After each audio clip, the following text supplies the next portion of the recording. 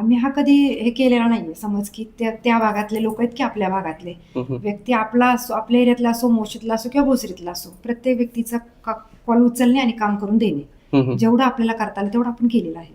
सगळ्यात महत्वाचं आमच्याकडं म्हणजे आम्ही आधी असं कधीच पाहिलं नाही की समोरचा व्यक्ती कोणत्या पक्षाचा आहे. त्याने आपल्या विरोधात काम केलेलं असतं. मागच्या इलेक्शनला त्याने आपल्या विरोधात काम केलंय, पण त्या माणसाचं सुद्धा मी लगेच, जसं माझ्या माणसाचं मी काम केलंय तसंच त्या माणसाचं पण काम केलंय. असं समजलं नाही की तो त्या पक्षाचा आहे मग त्याचं काम थोडं थांबू, असं आम्ही कधीच केलं नाही. महिला लोकप्रतिनिधी म्हणलं की महिलांच्या ज्या गरजा असतात किंवा काही समस्या आहेत ह्या त्यांना जास्त कळतात.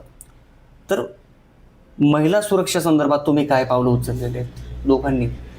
सर्वात महत्वाचं, ज्यांच्या मार्गदर्शनाने आम्ही या प्रभागामध्ये काम करतो ते सन्माननीय आमदार महिजा लांडगे यांनी आमच्या प्रभागामध्ये पोलीस आयुक्तालयाची स्थापना केलेली आहे. त्यामुळे हा प्रभागातील, आमच्याच प्रभागातील नाही तर सर्व भोसरी मतदारसंघातील सर्वांना त्याचा फायदा होणार आहे. त्याचप्रमाणे पालिकेच्या वतीने सर्व चौकामध्ये CCTV बसवण्यात आलेले आहेत. पोलीस पेट्रोलिंग सुद्धा वाढवलंय आपण. म्हणजे मागच्या वेळेस एक प्रकार घडला होता, म्हणजे चेन स्नॅचिंगचे थोडे प्रकार घडत होते. त्याच्यानंतर दादांनी, फार मोठी समस्या आहे भोसरीमध्ये, ते दादांनी त्या ठिकाणी DCP PI या सगळ्यांची एक मीटिंग बोलवली. मी सुद्धा त्या मीटिंगला हजर होतो. त्या मीटिंगमध्ये पेट्रोलिंग वाढवण्यासंदर्भात चर्चा झाली. ज्या ठिकाणी आठवडे बाजार किंवा भाजी मंडई असेल, कुठे बाजार भरतोय, अशा महत्त्वाच्या चौकांमध्ये जिथं महिलांचा वावर जास्त असतो त्या ठिकाणी पेट्रोलिंगसाठी टीम वाढवल्या.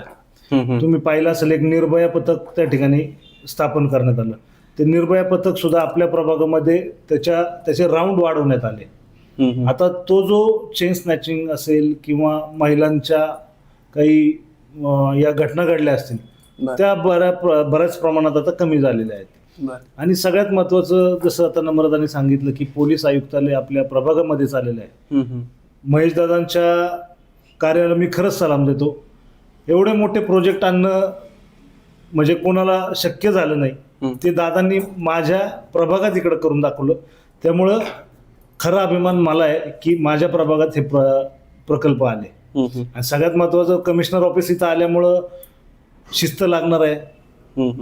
ज्या गुन्हेगार होते ते गुन्हेगारी आता बऱ्याच प्रमाणात आता कमी झालेली आहे. म्हणजे गुन्हेगारांना सुद्धा, आता पहिले पोलिसांना गुन्हेगार भेट नव्हते, आता पोलीस एवढे स्ट्रिक्ट झालेत की गुन्हेगारांना हात टेकल्याशिवाय पर्यायच राहिला नाही. सोशल मीडियाच्या भाऊ गर्दीत विश्वासार्हतेने चकाकणारे नाव म्हणजे लेट्सअप मराठी.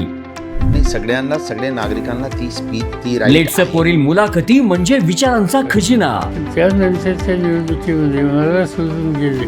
बातम्या केवळ वस्तुस्थिती सांगणाऱ्या, न प्रोपगंडा, फक्त जनतेचा अजेंडा. क्योंकि आने वाला कल जाने वाला है, जाने वाला कल आने वाला है. राजकारण, मनोरंजन असो की क्रीडा क्षेत्र, महाराष्ट्राची स्पंदने संवेदनशीलतेने टिपणारे माध्यम म्हणजे लेट्सअप मराठी. जगासोबत एक पाऊल पुढे राहण्यासाठी लेट्सअपचे ॲप, सोशल मीडिया आणि वेबसाईट सोबत कनेक्टेड रहा.